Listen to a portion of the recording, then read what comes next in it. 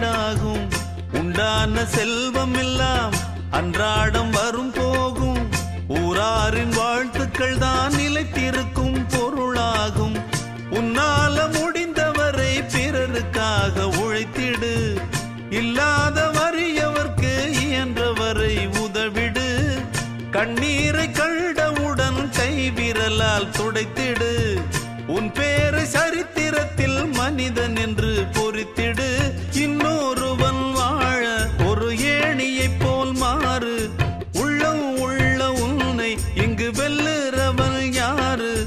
மண்ணில் வாழும் மக்கள் நெஞ்சில் நிற்கும் உந்தன் பேரு. இந்த வீடு நமக்கு, இந்த வீடு நமக்கு சொந்தமில்லே. பாடுடா சின்ன தம்பி, அதனால நமக்கு துன்பமில்லே. ஆடுடா சின்ன தம்பி.